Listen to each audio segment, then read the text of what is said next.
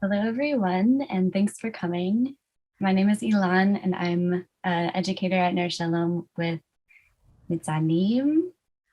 And I've been in Sonoma County for my whole life outside of 8 years, and I'm really honored to be here sharing at Shavuot. I am a gardener.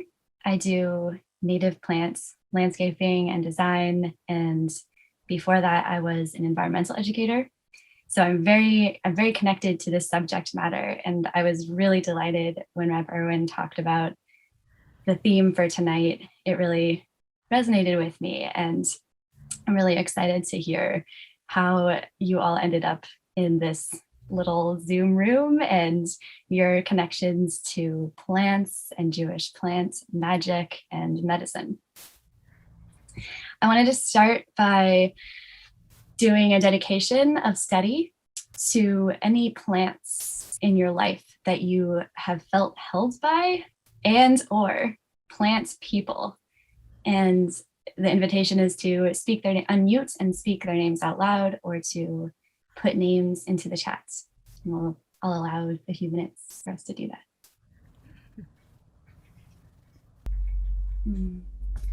I'll read some of these aloud. Grandma Mary's aloe, Madeline Hayat, Jan Purion, the maple on Osceola, the grandmother tree in New Mexico, the oak outside my door, the paths cutting from my mother's plants that has traveled with me from the wilds of Brooklyn to the Midwest and now Sonoma County, native coral bells in my garden, my roses, Nova, Variuveni, and I'll add Miley and mugworts to that. I'd like to now take a moment to read the blessing for studying Torah. We'll be studying, just for the structure, we'll be studying a few slides I put together, and then we'll do some chavruta, and we'll end with a collective brainstorming, whatever it needs to be, session and some plant blessings at the end. So, Brucha Atya Shechina, Ruach HaOlam, Asher Kidshatnu b'mitzvotav, v'tivatnu la'asok v'divrei Torah. Feeling the roots soaking up the water right now, especially when it's been so dry. So take a moment now to orient to a plant that might be near you, either in your home, outside, in your memories. And you can close your eyes if you want. And just take a moment to remember the feeling or experience the feeling of being near that plant and how it looked, maybe how it felt.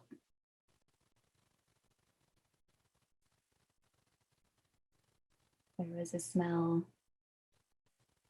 or a taste.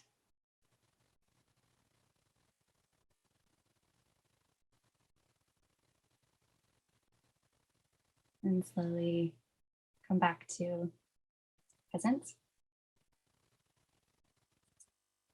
So I'll share the slides that I prepared in a moment, and I want to orient us to also just the very specifically Jewish piece of my journey, and what we're talking about was a result of this settler decolonial conversation with a group of Jews about what are Jewish seeds was a question that kept coming up. What does that mean for a diasporic people? What are seeds?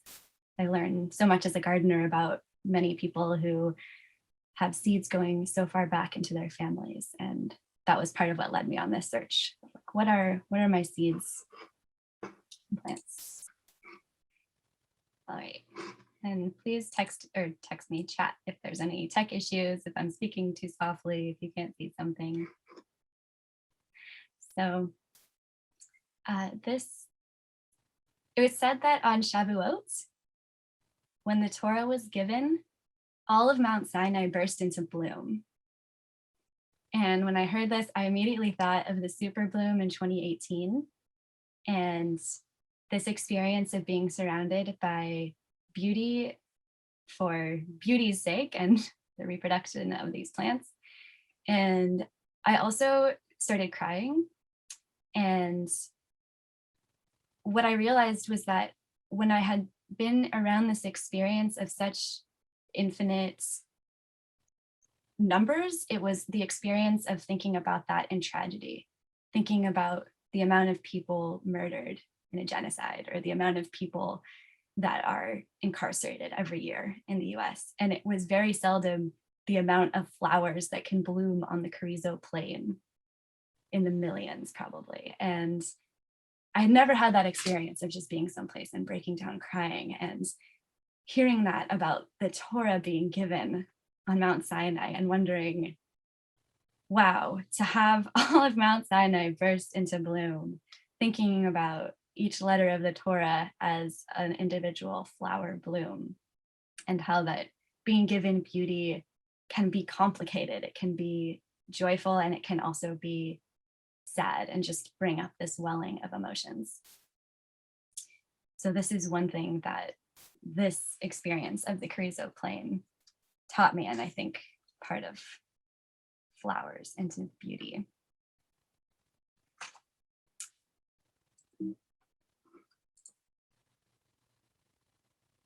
This next slide is inspired by, and just for the slides, I'm going to go over a few different plants. And so the first we'll think of as flowers, and this is an apple. And I was listening to a podcast by Dory Midnight, who is a plant magician, medicine maker on the East Coast. And I had never heard this, maybe some of you have, but she said that it's said that the half of an apple is actually a shviti, or you can actually see the name of God in half an apple. And I've actually been looking at apple halves for a while, trying to piece together what she described. But what she said was the seeds, or the dots around the seeds, are the yud. And so the shviti, like yud, hey, vav, hey. So the seeds are the yud. The first hey is the outside of the circle that encompasses the seeds. The vav is the stem, and the last hay is this inner hay that encircles the seeds. And apple trees are so special to me, and I know many that are from Sonoma County. And as I was growing up, a lot of them were being taken down to make way for vineyards. And so when I was an environmental educator at Teva, a Jewish environmental education program that was at Isabella Friedman in Connecticut and is now moving.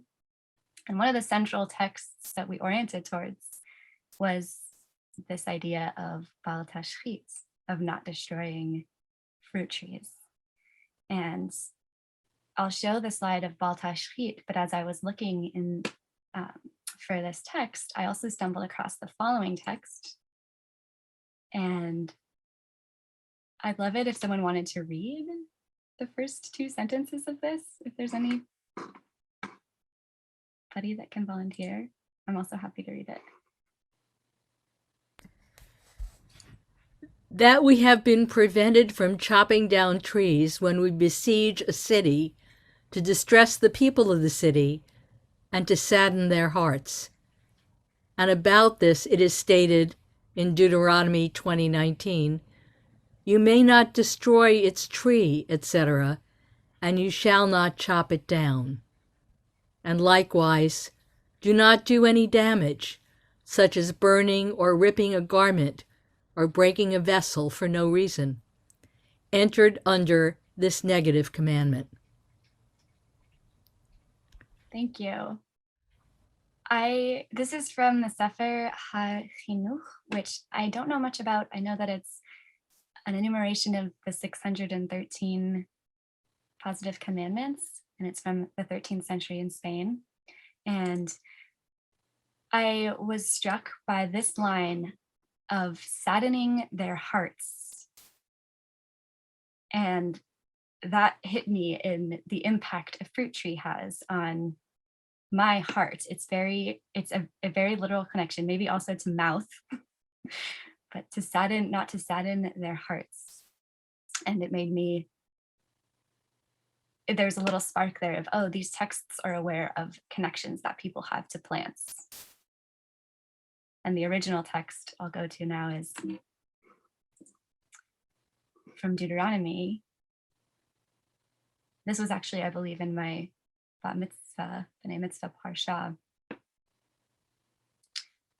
When in war against a city, you have to besiege it. You must not destroy its trees. You can eat them, but you cannot cut them down. Are trees of the field human to withdraw before you into the besieged cities? Only trees that you know do not yield food may be destroyed.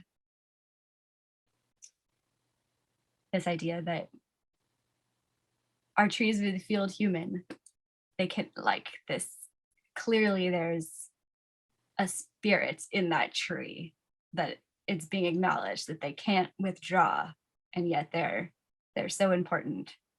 You can, in this interpretation, I think has always leaned towards, because of the value they provide in providing food and how long it takes a fruit tree to fully mature.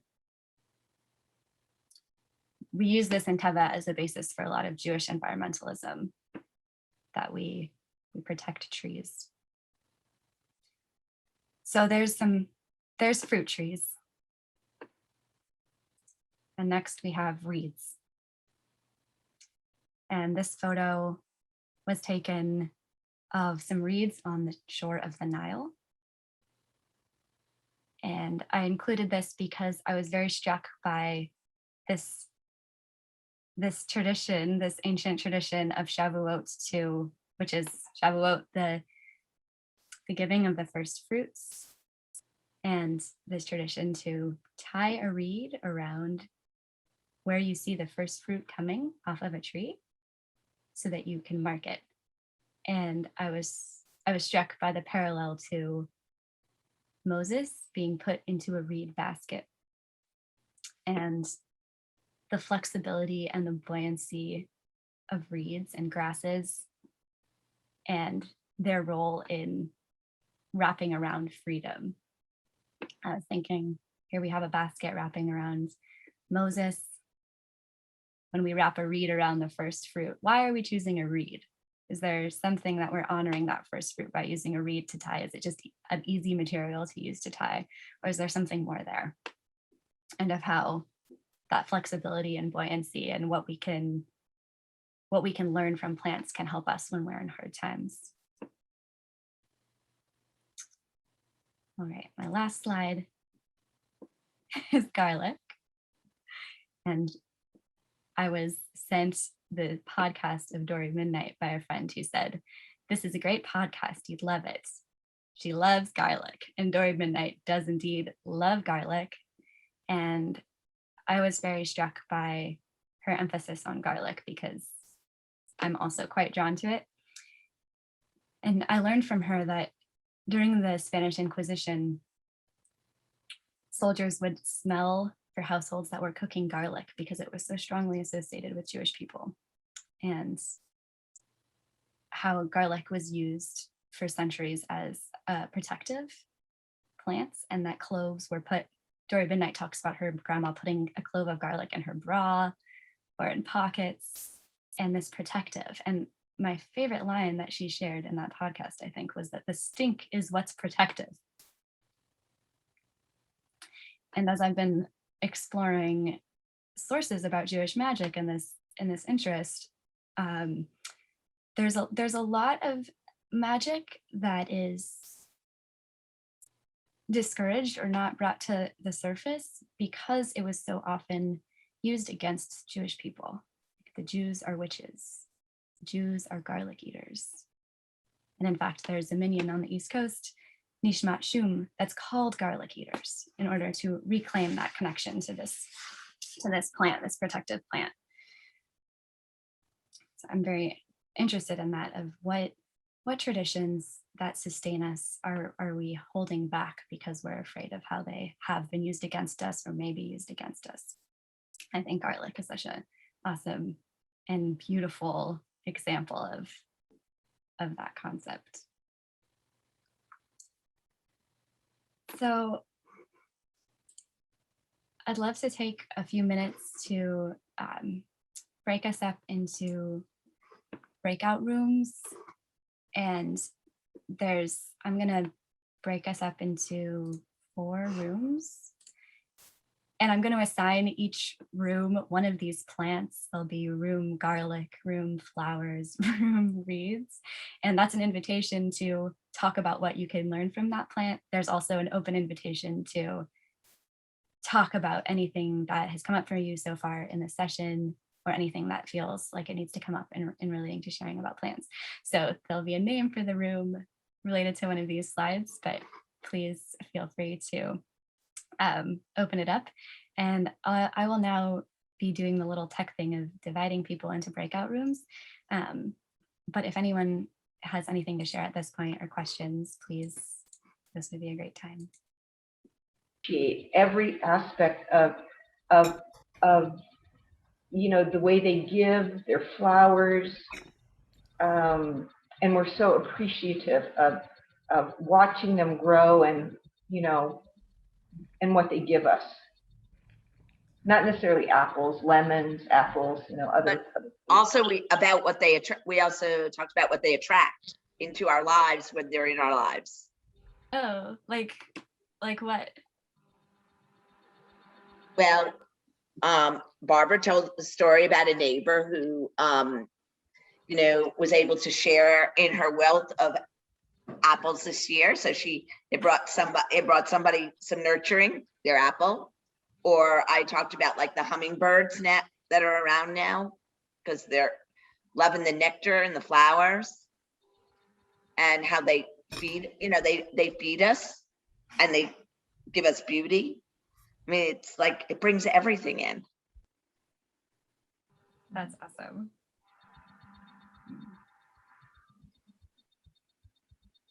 Would someone from the next group like to share? I think that was the group 3, or room 3, reads.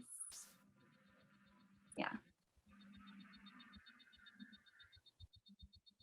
That was Sabra and Reb Irwin. Not to name you. No, we're the garlic group. Oh, you were garlic. I think We had 2 have garlic. plenty to say. Okay, great. For love. Okay, well, maybe I think Reb Irwin and Sabra, if you want to start, and then I think that the group room 4 will go after you. Anything? Yeah. What did you dig into? Sabra knows how to make antibiotic out of preserving garlic in honey. Ooh. Is it okay that I shared that? Sure. Now people are going to be pounding on your door. Sabra's on my team for the next, world evacuation. You can also do it in olive oil, by the way, depending on how viscous you need your antibiotic to be, How do you, Sabra, do you want to share more about how you use it? Sure.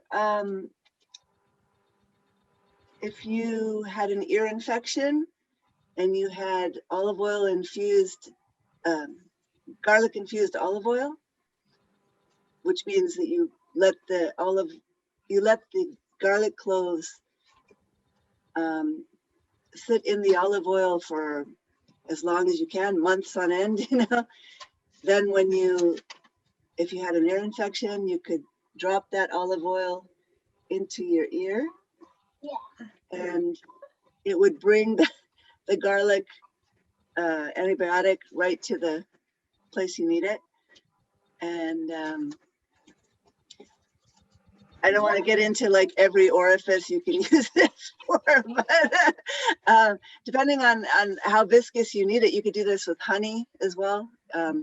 Put the garlic cloves into the honey. I did that at the beginning of the pandemic, just in case, Awesome. Thank you.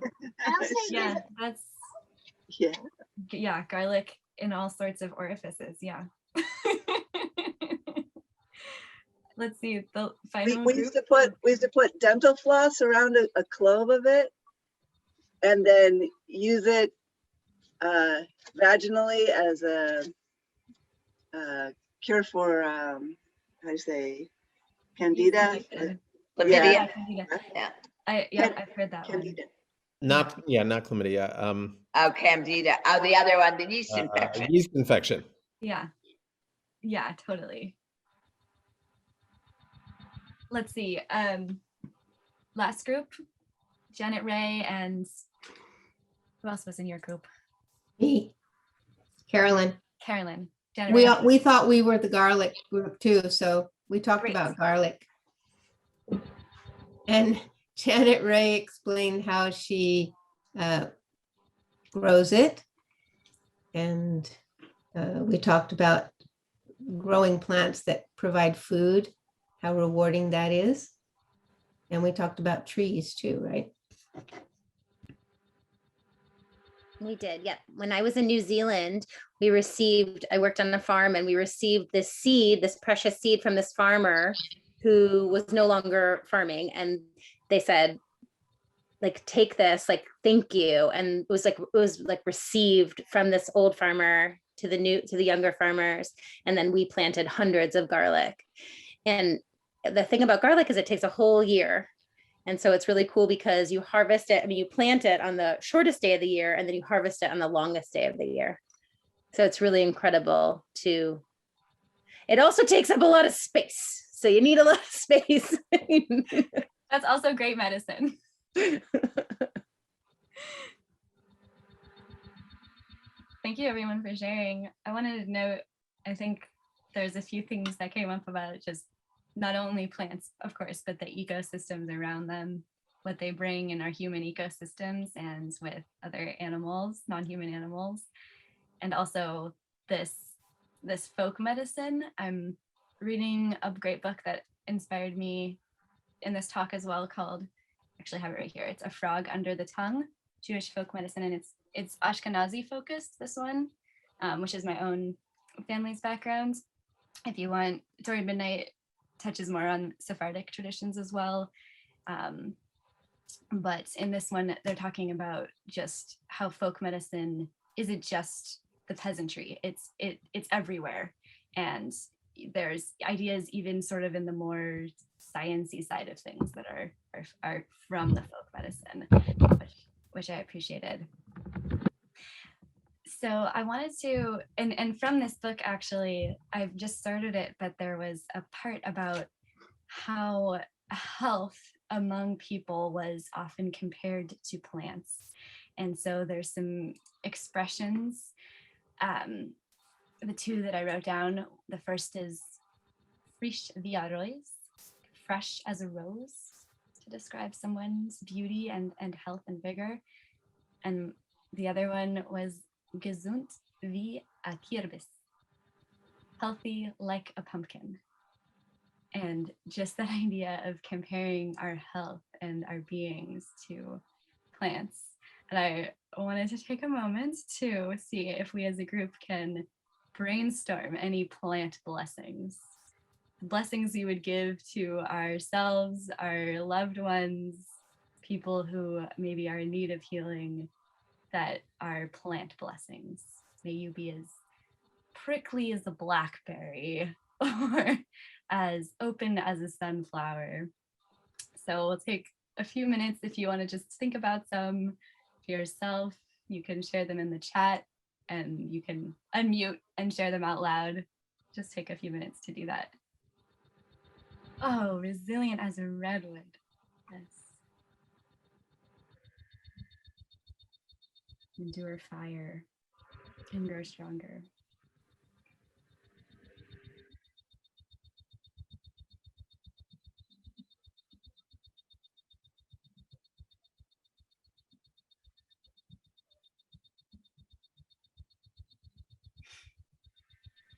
Be as tender as a tomato, long-lived as an oak.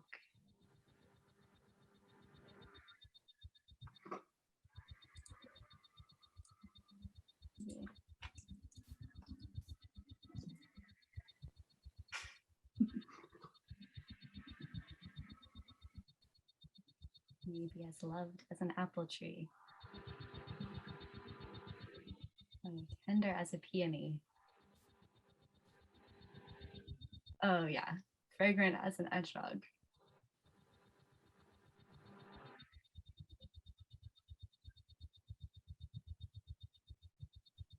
Amazing. Please keep putting plant blessings in the chat if you would like.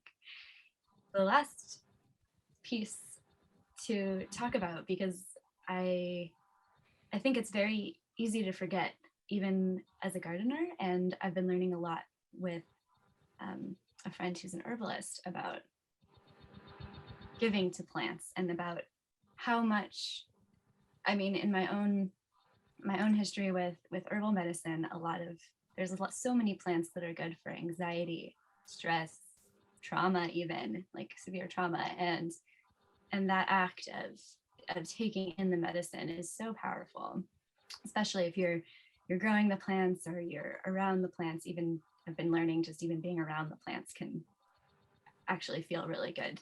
I was really stressed and went into the garden and rustled up some mugwort, and like just that fragrance was like, oh wow, I didn't even need to pick you. And this friend, her name is Frida, she's a local Sebastopol herbalist, has just said this idea of, the goal is that we don't need to take the plants out of the ground.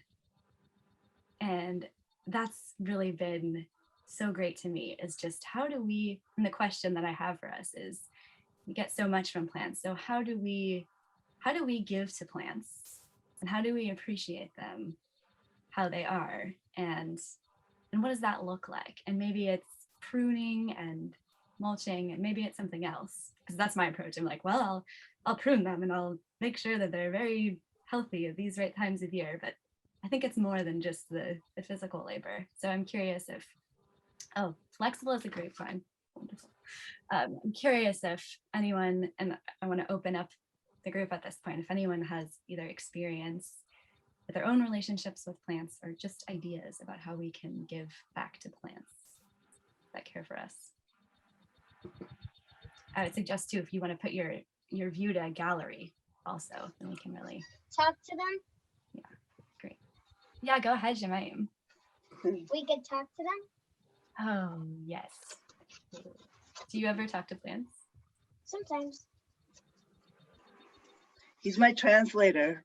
He tells me what they need and how they're feeling about it. And I need you, Shemaim. I need you to come help me.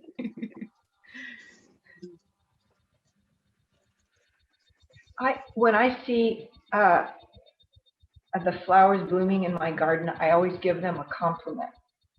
Tell them how beautiful they are. Oh. They seem to really appreciate that. nice. Nice.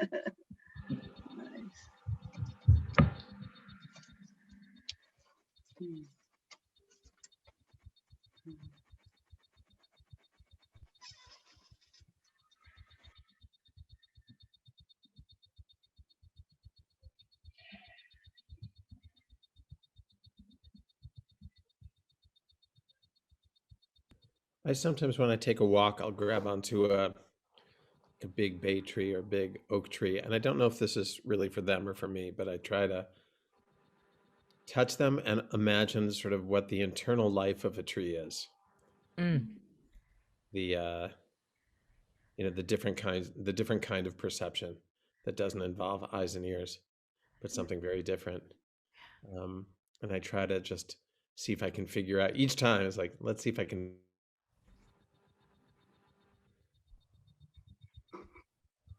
Oh no, you're muted.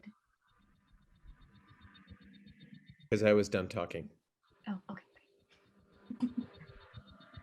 There's some redwoods that we trespass a lot here, and I often bring friends to those redwoods, and we'll walk from here, and it's sort of like a surprise. Like you walk in there and you don't really expect it, and it's almost as if you could be in Humboldt County, because you dip in there, and then the beautiful thing is it's a ring, and then you look up and you can see the sky, and it's like a second, and then you're in the sacred space, and it just automatically everyone is silent, no matter what. Like we can be chatting, but then we get in there and it's just a moment of silence and natural silence. Mm.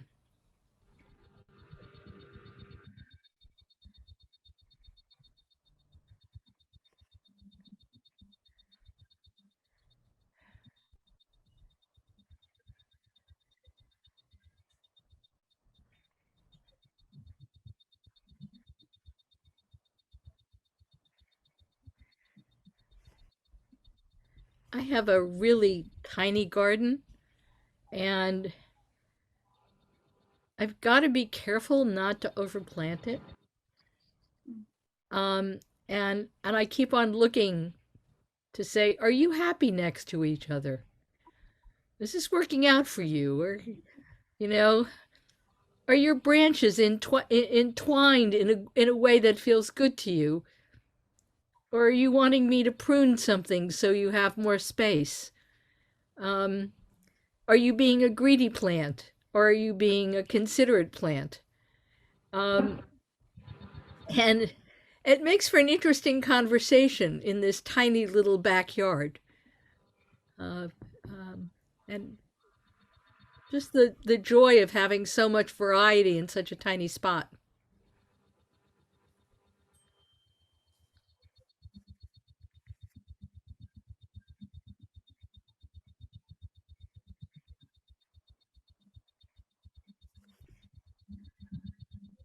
I feel that this conversation feels like I have a friend right here who's really enjoying this this plant-centered conversation, that just tapping into our experiences with plants feels so important. I'm gonna put the sources in the chat before I forget. And I wanted to take a moment too, if we have blessings for plants, we gave blessings for people like plants, but if we have any blessings for the plants around us, to take a moment either silently or in the chat or unmuting to offer blessings to the plants. I guess I'm thinking specifically about maybe more wild, untended, well, that's a whole thing, but plants outside of our backyards, but also I think all plants. I'm going to invite people to continue to write plant blessings or unmute, and I'm going to play, as the group transitions, I'm going to start to play a song by Molly. I don't know how she pronounces her last name. I've met her and I don't know how she pronounces her last name, but it's a gorgeous song about irises blooming. And thank you everyone for coming and sharing this space. And I'd be always happy to talk about plants with everyone. I'll put my email in the chat. There it is. Thank you so much, Ilan.